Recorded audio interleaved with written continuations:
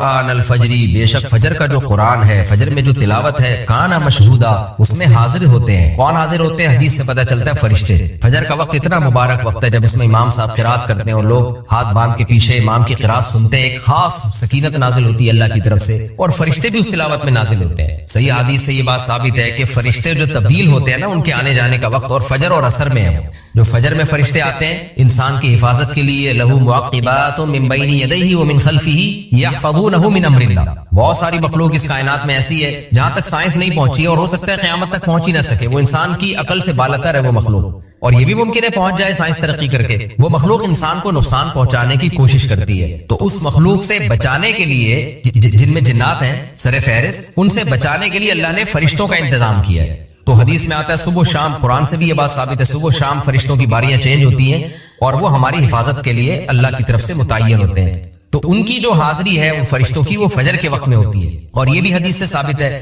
کہ بہت سے فرشتے صرف تلاوت سننے کے لیے زمین پہ اترتے ہیں۔ بیت الخلاء یا بند کمرے میں قبلے کا لحاظ کرنا ضروری ہے؟ جی بالکل ضروری ہے۔ یہ جو حضرت عبداللہ ابن عمر رضی اللہ تعالی عنہ سے ان سے روایت ہے کہ میں نے نبی صلی اللہ علیہ وسلم کو دیکھا کہ آپ کا رخ قبلے کی طرف تھا، آپ قضاء حاجت فرما رہے تھے کہ آپ کہیں چھت پہ چڑھے نا تو آپ کی اچانک نظر پڑی، تو نبی صلی اللہ علیہ وسلم جو قضاء حاجت کے لیے تھے تو ان کا خیال یہ تھا کہ نبی صلی اللہ علیہ وسلم کا رخ قبلے کی طرف ہے۔ اس کا جواب جمہور کی طرف سے یہ دیا جاتا ہے، جو دیگر اصحاب رسول ہیں وہ اس کے قائل تھے کہ بند کمرہ ہو یا سامنے آڑ ہو تو اس میں بھی قبلے کی طرف رخ کرنا جائز نہیں ہے۔ ہم کہتے ہیں یہ ایک اتفاقی واقعہ تھا۔ پہلی بات، مدینہ میں 100% یہ فیصلہ کرنا کہ نبی صلی اللہ علیہ وسلم کا رخ قبلے کی طرف تھا یا نہیں تھا یہ بہت مشکل ہے، کیونکہ ظاہر ہے قضاء حاجت میں انسان پردے میں ہوتا ہے، اور عبداللہ بن عمر کی جب نبی پہ نظر پڑی ہوگی، کہیں چھت پہ چڑھے ہوئے آپ کی نبی صلی اللہ علیہ وسلم پہ نظر پڑی اور وہ پردے میں ہی تھی، نبی صلی اللہ علیہ وسلم پردے میں ہی تھے، تو اس میں یہ فیصلہ کرنا بہت مشکل ہوتا ہے کہ بالکل 100% آپ کا رخ قبلے کی طرف ہے یا تھوڑا سا انحراف ہے۔ تو تھوڑا سا بھی انحراف ہو قبلے سے تو بھی جائز ہے۔ باقی یہ جو نبی صلی اللہ علیہ وسلم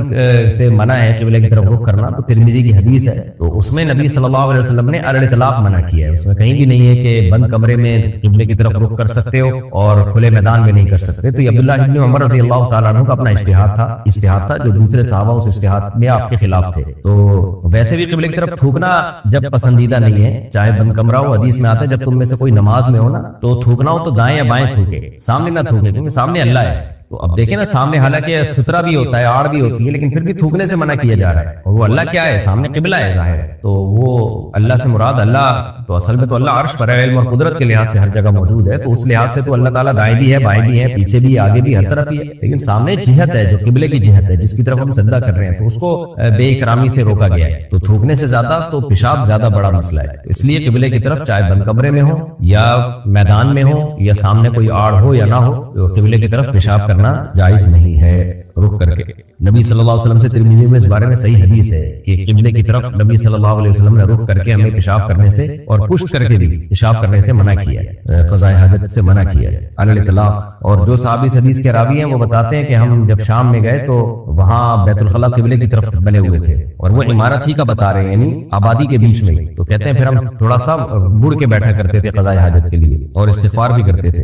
ایک 22 سالہ لڑکا فحش فلمیں دیکھنے کا عادی ہو چکا ہے اور نامردی اس پر مکمل طور پر ظاہر ہے، ایسے شخص کو گناہ کرنے سے کیسے بچائیں، اور کیا یہ شخص نکاح کر سکتا ہے؟ نامردی ہو گئی ہو تو فحش فلمیں کیسے دیکھ رہے ہیں بھائی؟ نامرد کو تو رغبت ہی نہیں ہوتی ان چیزوں میں۔ باقی یہ بہت بڑا جرم ہے، گناہ ہے، اور آج کل بہت سارے نوجوان اس کے اندر مبتلا ہے، اور میں ان نوجوانوں سے کہتا ہوں جتنا تڑپو گے جال کے اندر، جال گھسے گا کھال کے اندر۔ جو جلدی توبہ کر لیں گے وہ بچ جائیں گے، جو نہیں کریں گے، دیر کریں گے، تو وہ اس گناہ میں پھنستے چلے جاتے ہیں۔ تو اس لیے اپنے آپ کو اس عذاب سے بچائیں، اس سے بہت مسائل کھڑے ہوتے ہیں، آپ کی ازدواجی زندگی پہ بہت برا اثر پڑتا ہے، اس سے مینٹلی ہیلتھ آپ کی اس کا بیڑا غرق ہو جاتا ہے۔ تو اس لیے اس کے دو علاج ہیں، ایک تو یہ کہ کسی ماہر نفسیات سے بھی رابطہ کریں، آپ جو سائیکیٹرسٹ ہوتے ہیں، سائیکولوجسٹ ہوتے ہیں، سائیکولوجسٹ سے آپ رابطہ کریں، وہ آپ کو گائیڈ کرے گا، بشرطے کہ وہ خود بھی اس برائی میں مبتلا نہ ہو، پتہ چلا کہ وہ اس کے لیے اندر میں کوئی برائی نہیں ہے، تو ایسے کسی سائیکولوجسٹ سے رابطہ کرے۔ دوسرا کسی اللہ والے کی صحبت بھی اٹھائیں، حضرت فیروز میمن صاحب ہیں اور بھی دیگر بزرگان دین ہیں، ان سے بیعت ہو جائیں آپ۔ تو اکثر دیکھا ہے جو حضرت فیروز میمن صاحب دامت برکاتہ ہیں، ان سے جو لوگ بیعت ہوتے ہیں تو یہ فحش چیزوں سے اللہ ان کو بچا لیتا ہے، اور اس زمانے کا بہت بڑا فتنہ ہی عورت ہے، یہ بے حیائی ہے، تو عورت اس سینس میں، بے حیائی کی سینس میں۔ تو اس لیے آپ احتیاط کریں اور جا کے یعنی جس نوجوان کی بھی آپ کو خبر پہنچی ہے اس کو بتائیں آپ جا کے کہ بیعت ہوں کسی بزرگ سے، تبلیغ میں 4 مہینے لگائیں اور کسی سائیکولوجسٹ سے بھی رابطہ کریں، کیونکہ یہ ہر ایک کے حالات دوسرے سے مختلف ہوتے ہیں، جنرلی ایک ہی جواب نہیں دیا جا سکتا جو سب پہ اس کا اطلاق ہو، تو ہر شخص کی حالت دوسرے سے مختلف ہوتی ہے، اور نکاح تو جلد سے جلد کرے فوراً، وہ تو لازمی ہے۔ اگر کوئی محرم نہ ہو تو لڑکی اکیلے عمرہ کر سکتی ہے؟ نہیں کر سکتی۔ لڑکی مجھ سے عمر میں 2.5 سال بڑی ہے، کیا اس سے نکاح کر سکتے ہیں؟ کیوں نہیں کر سکتے؟ نبی نے حضرت خدیجہ سے شادی کی، آپ 15 سال بڑی تھی، 2.5 سال تو کچھ بھی نہیں ہے۔ مجھے طلاق کے وہم ہوتے تھے، ایک دن میں نے اپنے شوہر سے پوچھا کہیں ہماری طلاق تو نہیں ہو گئی؟ تو انہوں نے کہا کہ ہاں ہو گئی ہے، تم یہی سننا چاہتی ہو نا؟ حالانکہ انہوں نے طلاق کا لفظ استعمال نہیں کیا تھا، تو کیا ہماری طلاق واقع ہو گئی ہے؟ اگر بالکل واضح قرینہ ہے 100% 100% آپ کو یقین ہے کہ یہ جملہ انہوں نے تنزیہ کہا ہے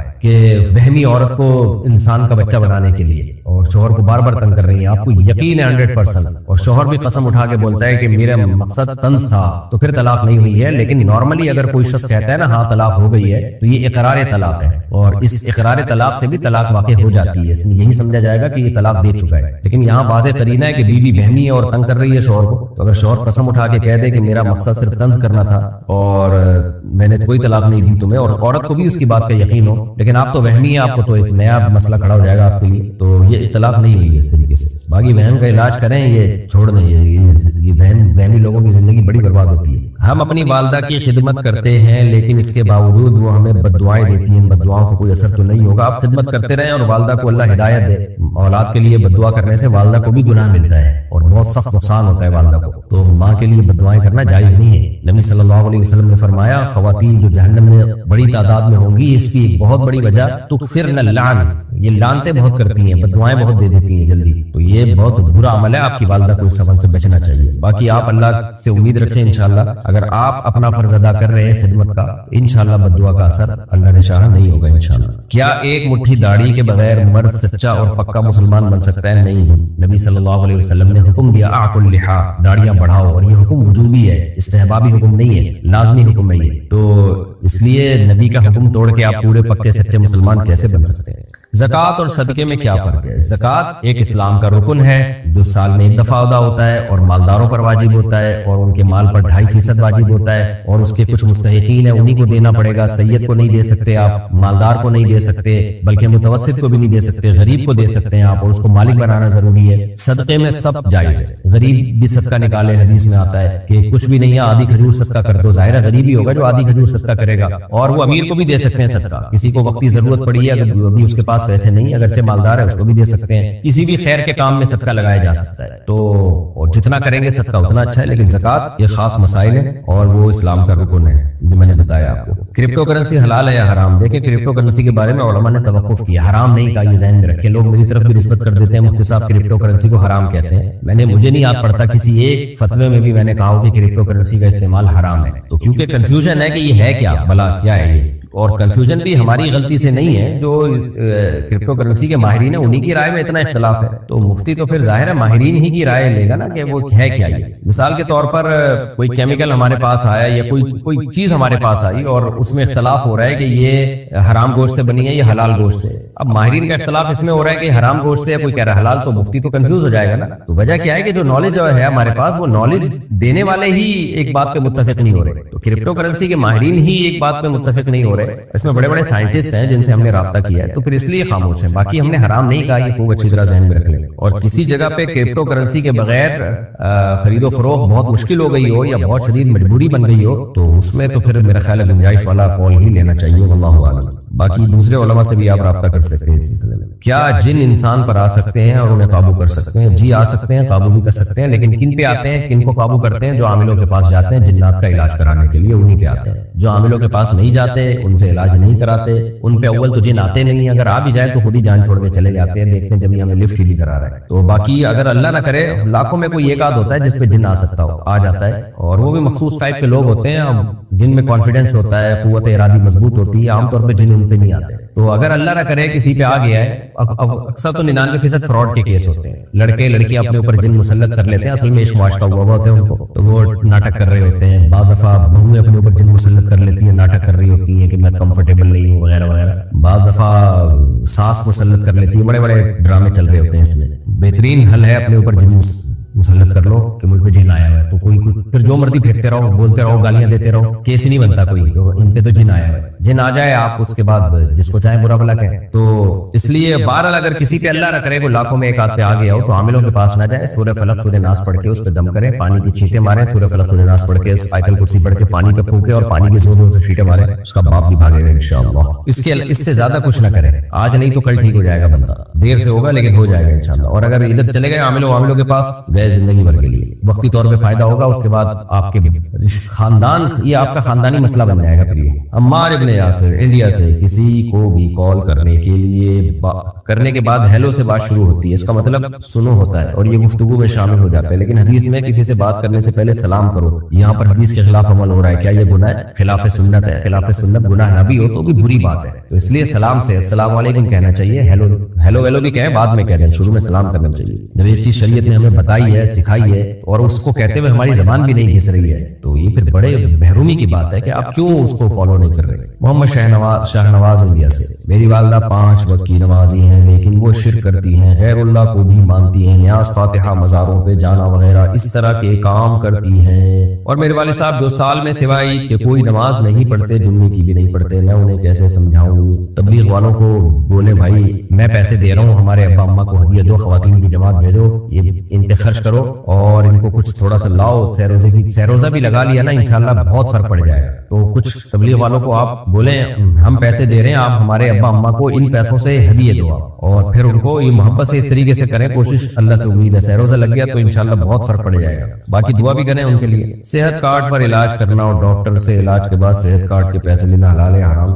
जो काम भी लीगल वे में है वो जायज है, इलीगल कोई काम ना करें। मुहर्रम में हलीम खाना जायज है, वो जो मखसूस दिनों में मुहर्रम में हलीम पकता है और बटता है वो तो जायज नहीं है, क्योंकि वो एक बुरी रस्म की तायीद है, बिदअत है, लोग उसको मुकद्दस समझते हैं। और अगर ये नहीं ऐसा नहीं है तो वैसे ही किसी के दिन किसी के घर में हलीम बन जाए तो कोई हर्ज नहीं, अलबत्ता मुहर्रम में इज्तिनाब करें, क्योंकि मुहर्रम में लोग इसी नीयत से पका और खा रहे होते हैं। मोहम्मद तौसीफ इंडिया से, एक आदमी इमाम को पैसे देने की वजह से जमात से नमाज नहीं पढ़ता, मस्जिद में आकर बैठ जाता है, जमात खत्म होने के बाद अकेले फर्ज नमाज पढ़ता है, क्या इसकी नमाज अदा हो जाती है? ये पागल आदमी है, ये महरूम है जमात की नमाज से। इमाम और सब लोग मिलकर नमाज पढ़ रहे हैं और ये सिर्फ इसलिए जमात से नमाज नहीं पढ़ रहा कि इमाम साहब को तनख्वाह मिलती है। इमाम साहब की तनख्वाह के जायज होने पर तो पूरी उम्मत का इजमा है, और बिल फर्ज अगर इमाम गलत भी हो तो जमात से नमाज नहीं छोड़ सकते आप। हजरत अबू हुरैरा ने हज्जाज बिन यूसुफ के पीछे नमाज पढ़ी है, जो इतना जालिम आदमी था, तो आप जमात की नमाज इमाम से इख्तिलाफ की वजह से छोड़ नहीं सकते। इमाम अच्छा हो बुरा हो, जमा फर्ज नमाज आपको उसके पीछे पढ़नी पड़ेगी। अंबर रहीम कराची से, जितना सवाब दुरूद इब्राहिम पढ़ने से मिलता है, क्या ये वाला दुरूद शरीफ पढ़ने से भी वही सवाब मिलेगा? ये वाला दुरूद पढ़ सकते हैं, अल्लाहुम्मा सल्ली अला सय्यिदिना मुहम्मदिन व बारिक वसल्लम। नमाज में दुरूद इब्राहिम ही पढ़ना चाहिए, बाकी वक्त में आप जो चाहे दुरूद पढ़ लें, ये वाला भी पढ़ सकते हैं जो अभी आपने बताया। अगर जिस्म से खून निकले तो क्या वो नापाक होता है, और अगर किसी कपड़े पर लग जाए तो इसका क्या हुक्म है? खून निकल के बह गया तो ये नापाक होता है, और कपड़े पे लग जाए तो कपड़ा भी नापाक हो जाता है। तो बताइए, एक आध धब्बा अगर लगाए तो नमाज हो जाएगी, और अगर हथेली की गहराई के बकदर फैल गया तो नमाज नहीं होगी। दाऊद लाहौर से, क्या किसी बुरे काम का इरादा करने पर भी गुनाह मिलता है? अगर सिर्फ हल्का सा इरादा आया है दिल में तो गुनाह नहीं मिलता। हाँ, अगर अज़म कर लिया है, पक्का इरादा, इतना पक्का इरादा कि अब उसके असबाब इख्तियार करना शुरू कर दिए, या ये कि अगर रुकावटें ना होती तो ये गुनाह कर देता, तो फिर उस ऐसे मजबूत इरादे पर भी गुनाह मिलता है। लेकिन ऐसा मजबूत इरादा करके अगर आपने इरादा बदल दिया तो फिर अल्लाह नेकी भी देते हैं। या गुनाह का हल्का सा इरादा आया तो हल्के से इरादे पर गुनाह नहीं मिलता, लेकिन उस हल्के से इरादे से आप दस्तबरदार हो गए और पीछे हट गए तो भी नेकी मिलती है। इमामत कब कर सकते हैं? क्या मतलब इमामत कब कर सकते हैं? भाई, इमाम के लिए आकिल बालिग होना जरूरी है, और ऐसे शख्स को इमाम बनाया जाए जो परहेजगार हो, दाढ़ी मुकम्मल हो, उसकी शरीयत को फॉलो करता हो। फासिक आदमी को इमाम बनाना जायज नहीं है। अलबत्ता आपके इख्तियार के बगैर कोई इमाम बन गया तो फॉलो करना पड़ेगा, नमाज उसके पीछे पढ़नी पड़ेगी, जमात नहीं छोड़ सकते आप इस बेस पे कि इमाम फासिक है, इस बेस पे जमात छोड़ना जायज नहीं। निशान साहब कहते हैं, मैं एक बैंक कैशियर हूँ, जब शाम के वक्त कैश बैलेंस करते हैं तो कभी कभी कैश खत्म हो जाता है और कभी ज्यादा। जब कम होता है तो जेब से पैसे डालकर बैलेंस करते हैं, और जब ज्यादा होता है तो इसे ट्रेस करते हैं कि किसी और का कैश हमारे पास ना आ गया हो। और अगर ट्रेस ना हो तो क्या हम इस कैश को इस्तेमाल कर सकते हैं? जितना कैश आपने अपनी जेब से डाला है तो उतना यूज कर सकते हैं, उससे ज्यादा नहीं। आमिर साहब टंडो میں نے انسانوں کے نیچرل بالوں کی وگ لگائی ہوئی ہے، جب وضو یا غسل کرتا ہوں تو نکال دیتا ہوں، لیکن باقی وقت لگی رہتی ہے جیسے نماز وغیرہ کے اوقات میں۔ کیا اس طرح میری نماز ہو جاتی ہے؟ نماز مکروہ تحریمی ہے، نبی صلی اللہ علیہ وسلم نے انسانی بال استعمال کرنے سے منع کیا، بالکل حرام ہے۔ تو آپ مصنوعی بالوں کی وگ لگا لیں، انسانی بالوں کی وگ نہ لگائیں۔ زینب عمر انڈیا سے، قربانی میں اگر قصائی نہ مانے اور حرام مغز میں چاقو مار دے تو اس سے جانور کا گوشت حلال ہوگا؟ جی گوشت تو حلال ہوگا، لیکن یہ عمل جائز نہیں ہے، برا عمل ہے۔ یوٹیوب کے اسلامی چینلز کی پیمنٹ حلال ہے؟ جی حلال ہے، اس پہ کئی دفعہ تفصیلی بیان ریکارڈ کروا چکا ہوں، البتہ چند فیصد پیسے صدقہ کر دیں، 2%، 2.5%، 5%، تو کچھ نہ کچھ صدقہ کر دیں تاکہ اس میں جو ایڈ ایسے آ گئے ہیں فوش، وہ آپ کی رقم اس سے پاک ہو جائے۔ باقی اس پہ میں دلائل سے پورا کلپ ریکارڈ کروا چکا ہوں، وہ دیکھ لیں۔ میرا شوہر ایک تندرست آدمی ہے لیکن وہ کماتا نہیں ہے، اسے کمانے کا بولو تو مارتا ہے۔ جی پاگل آدمی، میرے 6 بچے ہیں، ان کو پالنے کے لیے مجھے کیا اپنے بچے اور شوہر دونوں کو کما کر کھلانا پڑے گا؟ ایسے آدمی سے آپ علیحدگی لے لیں، اگر نہیں دے رہا تو ایسے شخص سے کورٹس کے ذریعے بھی کھلا لیا جا سکتا ہے۔ آپ 2 گواہوں کو لے کے جائیں کورٹ میں اور کہیں کہ بھئی یہ میرے اڑوس پڑوس میں رہتے ہیں اور میرے حالات جانتے ہیں، یہ سب جانتے ہیں اس بات کو کہ میرا شوہر مجھے بالکل نان نفقہ نہیں دیتا، اور جب میں اس سے نان نفقے کی بات کرتی ہوں تو مجھے الٹا مارنا شروع کر دیتا ہے۔ تو کورٹ اس کو جو ہے گواہوں کی موجودگی میں پہلے تو اس کو بلائے شوہر کو، شوہر بیان دے، اور اگر وہ ثابت ہو جاتا ہے کہ واقعی یہ کر رہا ہے گواہوں سے تو پھر کورٹ جو ہے نکاح کو ختم کر دے، تو اس طریقے سے نکاح ختم ہو جائے گا۔ تو میرا خیال ہے آپ کے لیے شوہر کے پاس رہنا درست نہیں ہے، علیحدگی اختیار کریں ایسے آدمی سے۔ اچھا بھائی، میرے پاس 6 تولے سونا ہے اور وہ گروی رکھا ہوا ہے، کہاں رکھا ہوا ہے بھائی ذرا بتا دیں، اور ہمارے اوپر قرضہ بھی بہت زیادہ ہے، کیا اس صورت میں بھی قربانی فرض ہے؟ ابھی تو زکوٰۃ کے مسائل لوگ رمضان میں پوچھ رہے ہیں، آپ یہ بھائی 2026 ہے 25 ہے، میں جگہ 26 بیان میں بھی 26 بول دیا میں نے۔ اچھا خیر، تو کہتے ہیں 6 تولے 2025 چل رہا ہے یہ رمضان اور آج جمعرات، 6 تولے سونا اور وہ گروی رکھا ہوا ہے۔ دیکھیں آپ کے پہ قرضہ کتنا ہے، تو قرضہ سونے یعنی سونا نکال کے بھی یعنی قرضہ اس سے بھی زیادہ ہے، تو پھر نہ قربانی ہے نہ زکوٰۃ ہے، لیکن جتنا سونا ہے اور قرضہ اس سونے کی قیمت سے مائنس کر کے دیکھیں کتنا اضافی بچ رہا ہے، تو اس اضافی اگر وہ 52.5 تولہ چاندی سے زیادہ ہے تو پھر زکوٰۃ بھی ہے اور قربانی بھی ہے آپ کی۔ اگر بیٹی کے لیے کوئی بھی رشتہ آئے اور اس کا باپ کہے کہ ماں جانے، تو کیا صورت میں ماں اپنی بچوں کا رشتہ کر سکتی ہے، بچی کا رشتہ کر سکتی ہے؟ جی کر سکتی ہے، لیکن باپ کو چاہیے کہ وہ یہ نہ کہے کہ ماں جانے، باپ زیادہ اچھا فیصلہ کر سکتا ہے، اس کو حالات کا زیادہ علم ہوتا ہے، تو اس لیے یہ بالکل ایسے دستبردار ہو جانا بھائی اماں سے پوچھو یہ مناسب نہیں ہے۔ باقی ماں پھر ایسی صورت میں کرے گی، ظاہر ہے کہیں نہ کوئی نہ کوئی تو بچی کا رشتہ کرے گا ہی نا۔ نکاح کے موقع پر اگر والد کے سر نیم میں غلطی ہو جائے تو کیا نکاح جائز ہے؟ او بھائی یہ تو بڑا غلط مسئلہ ہو گیا، والد کے سر نیم میں، والد کا جو اصل نام ہے وہ اگر پورا لیا ہے، سر نیم میں غلطی ہو جائے تو نکاح ہو جائے گا، لیکن والد ہی کا نام اگر نہیں لیا یعنی والد کی جگہ کسی اور کا نام ڈال دیا تو پھر نکاح نہیں ہوگا۔ میں سعودیہ میں ہوتا ہوں، میرے گھر والے میرے رشتے تلاش کر رہے ہیں اور انہیں ایک رشتہ پسند بھی آیا ہے، لیکن وہ لڑکی والوں نے یہ بات کافی عرصے بعد بتائی کہ لڑکی کا پہلے نکاح ہو چکا ہے لیکن رخصتی نہیں ہوئی، ہم نے طلاق لے لی تھی۔ یہ بات میرے گھر والوں کو بری لگی، انہوں نے میری رائے پوچھی، میں نے رضامندی ظاہر کر دی، لیکن اب گھر والے نہیں مان رہے تو میں گھر والوں کو کس طریقے سے مناؤں؟ گھر والوں سے بولو اتنے زیادہ نخرے مناسب نہیں ہے، آپ کی بھی کل بیٹیاں ہوں گی اور آپ کے بھی بہنیں ہوں گی اور آپ کے خاندان میں بھی لڑکیاں ہوں گی، اب اگر نکاح ہوا تھا اور رخصتی سے پہلے طلاق ہو گئی تو کیا اس میں، تو اس میں کون سا کوئی اتنا بڑا طوفان آ گیا؟ تو اس لیے محض اس بیس پہ آپ انکار نہ کریں کہ انہوں نے ہمیں بتایا کیوں نہیں، بہت سی چیزیں لڑکی والے نہیں بتا رہے ہوتے، ان کو مجبوری ہوتی ہے کہ خام خام ایک وہم پیدا ہو جائے گا، یا تو رخصتی ہو گئی ہوتی نا پھر نہ بتاتے تو یہ واقعی بڑا جرم تھا، خالی کاغذ میں نکاح ہوا ہے اور رخصتی سے پہلے ہی طلاق ہو گئی، بیچیوں وہ جو وجوہات ہوتی ہیں غلط فہمیاں پھیل جاتی ہیں، تو یہ کوئی اتنا بڑا مسئلہ نہیں ہے جس کی بیس پہ آپ کے گھر والے رشتے سے انکار کر رہے ہیں، بالکل غلط بات ہے یہ۔ محمد ہارون، ہر کام کرنے سے پہلے بسم اللہ پڑھنی چاہیے، تو کیا بسم اللہ پڑھنے سے پہلے تعوذ پڑھنا ضروری ہے؟ نہیں بھائی، خالی بسم اللہ کافی ہے۔ 5 وقت صرف فرض نماز ادا کرنے سے کیا نماز مکمل ادا ہو جاتی ہے؟ کیا سنت اور نوافل ادا کرنا ضروری ہے؟ سنت موقدہ ادا کرنا ضروری ہے، ویسے تو فرض کر لیں گے تو فرض تو ادا ہو جائیں گے، لیکن یہ کہ نبی صلی اللہ علیہ وسلم نے جب بھی یہ فرض نماز پڑھی ہے سنت موقدہ کے ساتھ پڑھی آپ صلی اللہ علیہ وسلم نے، تو یہ سنت موقدہ فرائض ہی کے تابع ہوتی ہیں، تبھی الگ سے نہیں ہوتی۔ دیکھیں اشراق کی نماز تو آپ الگ سے بھی پڑھ لیں، تہجد الگ سے بھی پڑھ لیں، لیکن یہ جو فرض نمازوں کی سنتیں یہ فرض نمازوں کے ساتھ ہی خاص ہیں، تو اس سے پتہ چلتا ہے یہ انہی نمازوں کی تکمیل کا ذریعہ ہے اور ایک طرح سے انہی کا حصہ ہے کہ ان کو وہ مکمل جب تک نہیں ہوں گی، کامل طور پہ مکمل جب تک یہ سنت موقدہ ساتھ میں نہیں ملائیں گے. تو اس لیے فجر کی 2 سنتیں، ظہر سے پہلے 4 سنتیں، ظہر کے بعد 2 سنتیں، مغرب کے بعد 2 سنتیں، عشاء کے بعد 2 سنتیں، یہ لازمی پڑھنی چاہیے، ان کو چھوڑنا ٹھیک نہیں ہے. ہاں کبھی بہت زیادہ تھکاوٹ ہو یا ٹریولنگ میں ہو، سفر کے دوران یعنی چل رہے سفر کر رہے ہو تو پھر چھوڑ بھی سکتے ہیں. کیا تکبیرات تشریق سفر میں بھی پڑھی جائے گی؟ تکبیرات تشریق جی ہاں سفر میں بھی پڑھی جائے گی. انڈیا سے کسی نے پوچھا کہ نماز ایسی جگہ پر پڑھی جائے جہاں سے لوگوں کا آنا جانا ہو تو نماز کے آگے کتنی لمبی اور چوڑی چیز رکھنی پڑے گی جس سے سامنے سے لوگ آسانی سے گزر سکیں؟ بھائی کم از کم اتنی کہ 1 انگلی کے برابر اس کی موٹائی ہو اور ایک بالش کم سے کم 1 بالش اونچائی ہو. اتنا بڑا سترہ ہونا ضروری ہے، اس سے چھوٹا نہیں چلے گا. کیا پورا وضو ایک ہی وقت میں کرنا ضروری ہے، جیسے کہ آدھا وضو کر لیا اور پیر چھوڑ دیے اور 5-10 منٹ بعد پیر دھو لیے؟ کیا اس طرح وضو ہو جائے گا؟ ہو جائے گا، لیکن یہ خلاف سنت ہے اور بے وقوفی بھی. آدھا پیر دھو کے کیوں جا رہے ہو؟ باقی بھی آدھا ابھی دھو لو، اس میں کون سا کوئی سمجھ نہیں آیا مجھے. بہرحال ہو جائے گا وہ. اگر کسی آدمی کی 3 بیویاں ہیں اور اس آدمی کا انتقال ہو جائے، افسوس اس پر ہوا کہ چوتھی سے پہلے انتقال ہو گیا. بہرحال کسی آدمی کے 3 بیویاں کہاں چلا گیا، سوال نہیں ہو گیا اتنا بھی افسوس.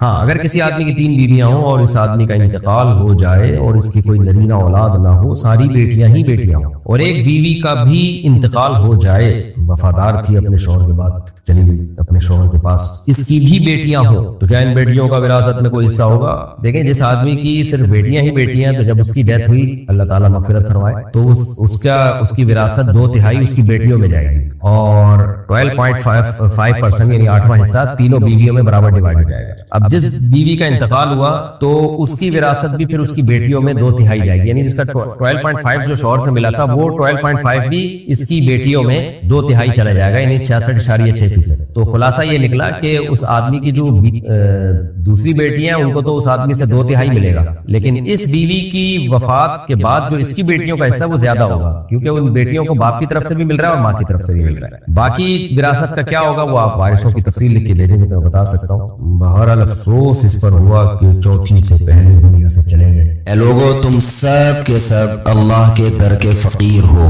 محتاج ہو، اور اللہ وہ ذات ہے جو غنی بھی ہے اور حمید بھی. غنی کا مطلب بے پرواہ، جسے کسی کی ضرورت نہ ہو. حمید کا معنی قابل تعریف. تو اللہ نے ہمیں اس آیت میں بتایا کہ ہم سب اللہ کے در کے محتاج ہیں. اللہ تعالیٰ نے انسان کو اشرف المخلوقات پیدا کیا، سب سے زیادہ عزت والی مخلوق، اور انسان کو عزت دے کے یہ بتایا کہ تم نے صرف میرے سامنے جھکنا ہے، کسی اور کے سامنے نہیں جھکنا. کسی اور کے سامنے جب انسان جھکتا ہے تو اس جھکنے کی 2 قسمیں ہیں. ایک قسم ایسی ہے جس سے وہ اسلام سے ہی خارج ہو جاتا ہے، اور ایک قسم ایسی ہے جس سے اسلام سے خارج تو نہیں ہوتا لیکن اس کی عزت اللہ کی نظر میں گر جاتی ہے. ایک جھکنا جس سے انسان اسلام سے ہی خارج ہو جاتا ہے وہ ہے وہ ذلت اور کسی اور کے سامنے وہ انکساری جو عبادت کہلاتی ہے، یعنی کسی اور کی عبادت پہ آ جانا. عبادت کسے کہتے ہیں؟ کسی کے سامنے کسی کی ایسی تعظیم کرنا کہ آپ کا یہ نظریہ ہو کہ جس کی میں تعظیم کر رہا ہوں لہو سلطۃ غیبیۃ، اس کو ایک غیبی قدرت حاصل ہے جس قدرت کے ذریعے یقدر بها علی النفع والضرر بغیر السبب، کہ وہ بغیر کسی سبب کے میری مدد کر سکتا ہے، مجھے نفع پہنچا سکتا ہے یا مجھے نقصان پہنچا سکتا ہے. جب کسی کے بارے میں آپ کا یہ نظریہ ہوگا کہ یہ مجھے فائدہ پہنچا سکتا ہے اور نفع، اور یہ فائدہ اور نفع کسی لاجک کے تحت نہیں، ویسے ہی جب چاہے پہنچا سکتا ہے، اس جذبے کے ساتھ جب آپ کسی کی تعظیم کریں گے تو یہ تعظیم عبادت کہلائے گی. یہ اللہ کے علاوہ کسی اور کے لیے جائز نہیں. سمجھ رہے کہ نہیں سمجھ رہے بھائی؟ یہ جو ہمیں کہا جاتا ہے کہ غیر اللہ کی عبادت شرک ہے، تو یہاں عبادت کا مطلب سمجھیں. عربی میں عبادت جو ہے نا، جو قرآن میں حدیث میں عربی میں عبادت مختلف معنوں میں یہ لفظ استعمال ہوتا ہے.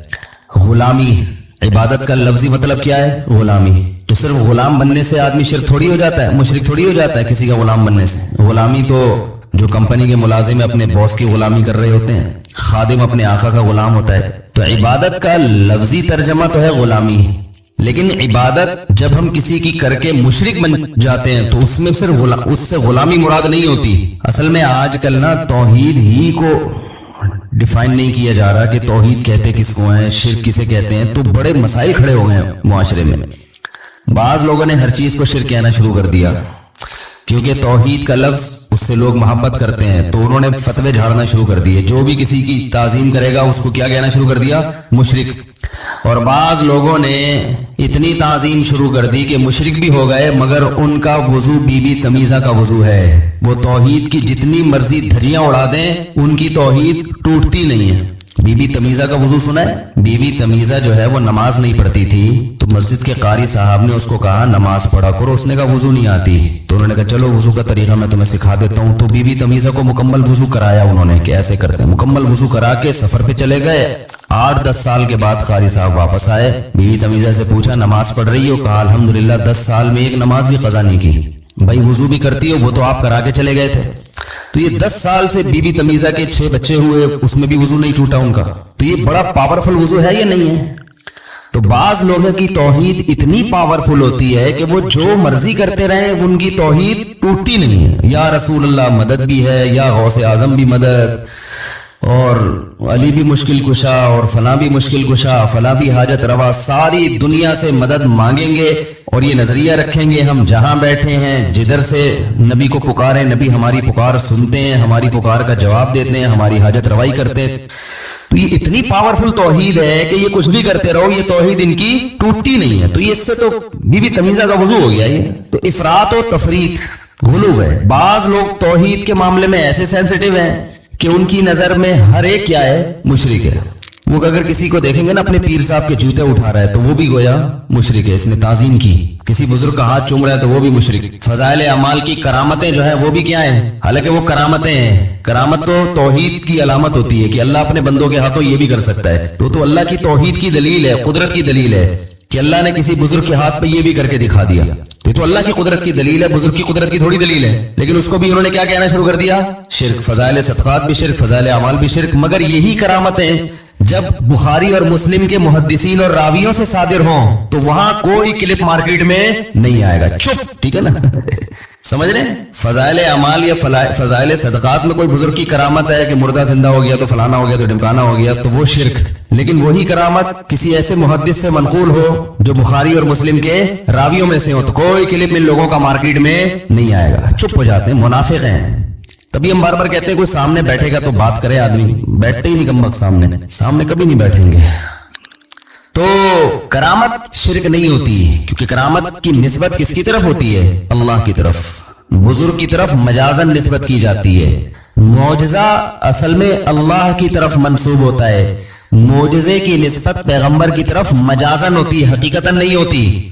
حضرت عیسیٰ علیہ السلام کہتے تھے احیی الموتى, میں مردوں کو زندہ کرتا ہوں. حالانکہ ہمارا یہ نظریہ حضرت عیسیٰ مردوں کو زندہ نہیں کرتے تھے, نہ کر سکتے تھے, یہ طاقت کسی بشر میں ہے نہیں. لیکن حضرت عیسیٰ کی طرف مردوں کو زندہ کرنے کی نسبت یہ شرک نہیں ہے, اس لیے کہ یہ حقیقی نسبت نہیں ہے. اللہ زندہ کرتا تھا, زبان حضرت عیسیٰ کی استعمال ہو رہی ہے تو مجازن ان کی طرف نسبت کر دی. تو بعض لوگوں کو شرک کے فتوے لگانے میں ماسٹر, اور بعض ایسے ہیں کہ ان کی توحید بی بی تمیزہ کے وضو کی طرح, وہ ٹوٹنے کا نام لے گی نہیں.